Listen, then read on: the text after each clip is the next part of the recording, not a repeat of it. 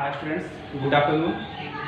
आइए शुरू करते हैं अपना चैप्टर वॉइस। ओके, आइए समझते हैं वॉइस होती क्या है। तो आइए देखते हैं। Voice is a term used to describe whether a verb is in active voice और इन पैसिव वॉइस। ठीक है, वॉइस एक ऐसी टर्म है जिसकी हम हेल्प से समझते हैं कि हमारा दिया हुआ सेंटेंस एक्टिव वॉइस में है या पैसिव वॉइस में है। राइट, बेसिकली हम अगर हम वॉइस को डिवाइड करें, वॉइस को पार्ट में करें, तो ये दो टाइप्स की होती हैं, एक्टिव वॉइस और पैसिव वॉइस।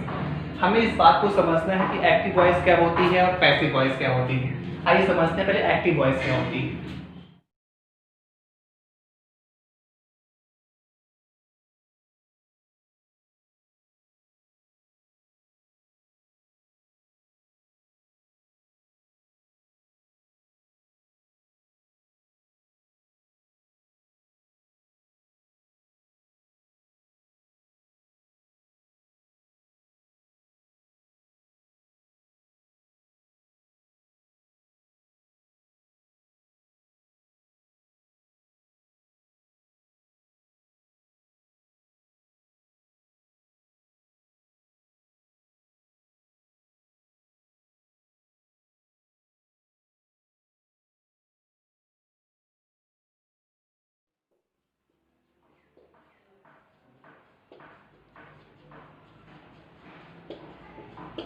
हाँ, कम ऑन। क्या है? When the doer of an action is the subject of the sentence, the verb is said to be in active voice। Okay, बहुत सिंपल है। क्या कह रहा है?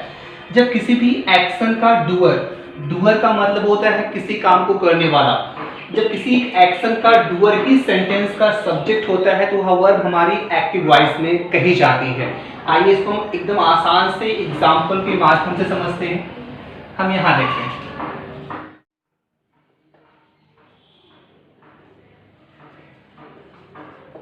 रवि प्लेज। बहुत सिंपल सा एग्जांपल लेते हैं।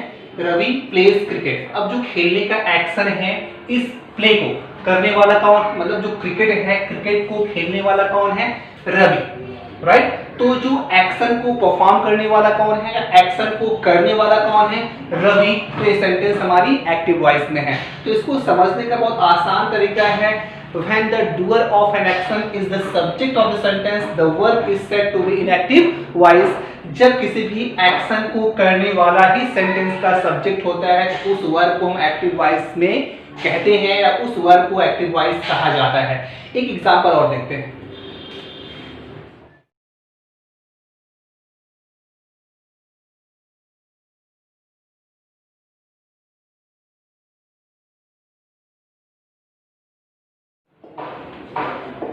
I teach you English. Okay, I teach you English. अब देखिए यहाँ पे इंग्लिश को टीच करने वाला कौन, जो इंग्लिश को टीच करने वाला कौन है? आई है। तो I is the doer of an action. Action को परफॉर्म करने वाला कौन है? आई है। ओके, तो हमारा सेंटेंस किस वॉइस में है? एक्टिव वॉइस में है। ओके, बहुत ठीक। आइए समझते हैं पैसिव वॉइस क्या होती है। ठीक है, तो क्या कह रहा है? When the action is done. Okay, हाँ, when the action is done over the subject, the verb is said to be in passive voice। आइए इसका मतलब क्या है समझते हैं। जब एक्शन को किसी भी सब्जेक्ट के ऊपर परफॉर्म किया जाता है, जब आपके सेंटेंस का सब्जेक्ट किसी एक्शन का डूअर ना होकर के जब किसी सेंटेंस के सब्जेक्ट पे कोई एक्शन परफॉर्म किया जाए तो वह वर्ब पैसिव वॉइस में कही जाती है। ओके, आइए इसको हम एग्जांपल के माध्यम से लिटरली समझते हैं। ओके, इसे एक एग्जांपल लेते हैं।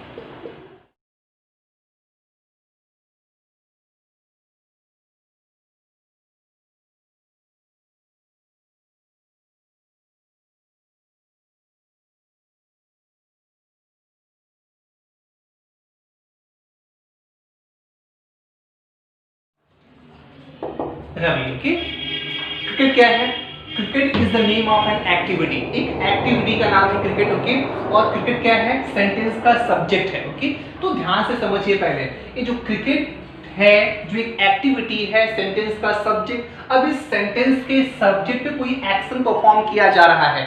अब एक्शन इस क्रिकेट पे परफॉर्म किया जा रहा है, मतलब जो एक्टिविटी है, जो सेंटेंस का सब्जेक्ट है उस पे एक्शन परफॉर्म किया जा रहा है, एक्शन को परफॉर्म करने वाला कोई और है, तो हम बड़े आसानी से समझ सकते हैं कि हमारा जो वॉइस क्या है, पैसिव वॉइस में है।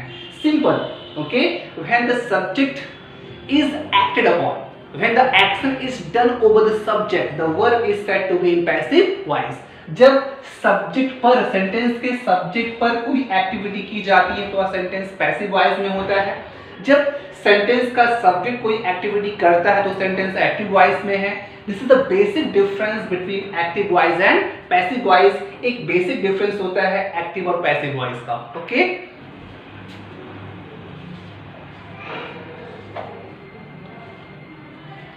कि वॉइस पे हम आगे मूव करने से पहले आपको हम वर्ब थोड़ा क्लियर करना चाहते हैं, क्योंकि बच्चे इसमें ही कंफ्यूज होते हैं। वॉइस, अगर वॉइस को देखा जाए तो वॉइस से पहले थोड़ा वर्ब का कॉन्सेप्ट क्लियर होना चाहिए, क्योंकि वॉइस एक प्रकार की वर्ब ही होती है। तो आइए पहले हम वर्ब को देखते हैं। वर्ब को बेसिकली दो पार्ट में बांट दिया जाता है, ओके। और दो पार्ट कौन कौन से होते हैं? ट्रांजिटिव,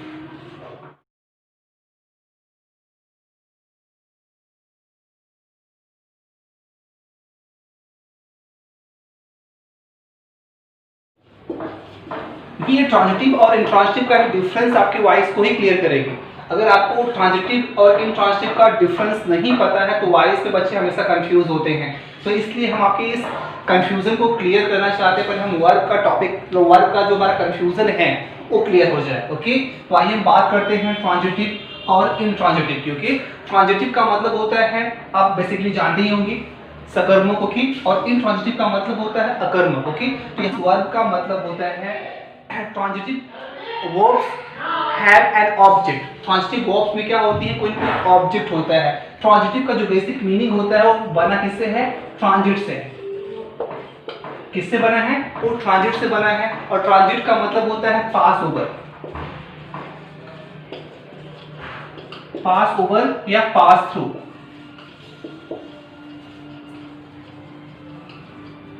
पास ओवर या पास थ्रू, इसका मतलब क्या है कि जो सेंटेंस का जो सब्जेक्ट होता है वो अपने एक्शन को अपने पास ही तक सीमित ना करके आगे बढ़ाता है, मतलब वो अपने एक्शन को आगे फॉरवर्ड करता है, और जो एक्शन आगे फॉरवर्ड हो जाता है तो कोई वो रिजल्ट प्रोड्यूस करता है, और वही रिजल्ट आपके वर्ब का क्या होता है?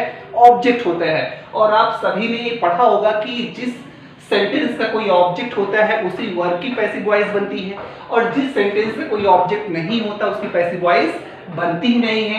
तो ये डिफरेंस आपका यहाँ से क्लियर होगा। ट्रांजिटिव वर्ब ये क्या करते हैं? ये अपने एक्शन की इफेक्ट को अपने पास ना रखे आगे बढ़ाते हैं, और वही एक्शन का इफेक्ट क्या होता है? रिजल्ट के रूप में प्रोड्यूस होता है, और वही रिजल्ट क्या बनता है? आपका ऑब्जेक्ट बनता है, राइट। तो ट्रांजिटिव वर्ब्स में क्या होते हैं? ऑब्जेक्ट्स होते हैं, इसलिए इसकी पैसिव वॉइस बनती है। तो जो वर्ब ट्रांजिटिव होते हैं उसी की पैसिव वॉइस बनती है। और बेसिकली हम कहें तो जो वर्ब्स इंट्रांजिटिव होते हैं उनकी पैसिव वॉइस नहीं बनती। उसके पीछे लॉजिक क्या होता है कि ये अपने एक्शन के इफेक्ट को आगे ना बढ़ा करके अपने पास ही क्या करते हैं? रिजर्व कर लेते हैं, अपने पास ही सीमित रखते हैं, इसलिए इनकी पैसिव वॉइस नहीं बनती और उनकी पैसिव वॉइस बनती है।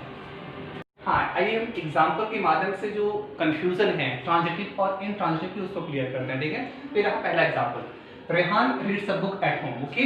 रेहान क्या है? एक्शन को परफॉर्म करने वाला कौन है? रेहान है, मतलब डूअर ऑफ द एक्शन कौन है? रेहान है। सेंटेंस का सब्जेक्ट है और ये एक्टिव वॉइस में है, क्लियर है, ओके। तो रेहान क्या है? ये सब्जेक्ट है। रीड्स क्या है? ये आपका मेन वर्ब है। ए बुक क्या है? आपका ऑब्जेक्ट है। एट होम क्या है? ये आपका एडवर्ब है, ओके। तो यहाँ पर हमारे पास क्या है? ऑब्जेक्ट है, मतलब जो रीड्स का जो इफेक्ट है ये अपने पास रिजर्व ना करके ये आगे किस पे कर रहा है? रीड्स अपना इफेक्ट खुद पे रिजर्व ना करके आगे ट्रांसफर किस पे कर रहा है? बुक पे कर रहा है, ओके। तो बुक क्या है? इस रीड वर्ब का डायरेक्ट ऑब्जेक्ट है। तो जिस वर्ब का अपना ऑब्जेक्ट होता है, वर्ब क्या होती है? ट्रांजिटिव होती है, उसकी पैसिव वॉइस बनती है, ओके। तो यहाँ पर क्या है? ये आपका ट्रांजिटिव वर्ब है, ऑलराइट। अब देखते हैं इंट्रांजिटिव वर्ब क्या होता है, एक एग्जांपल के माध्यम समझने का प्रयास करते हैं।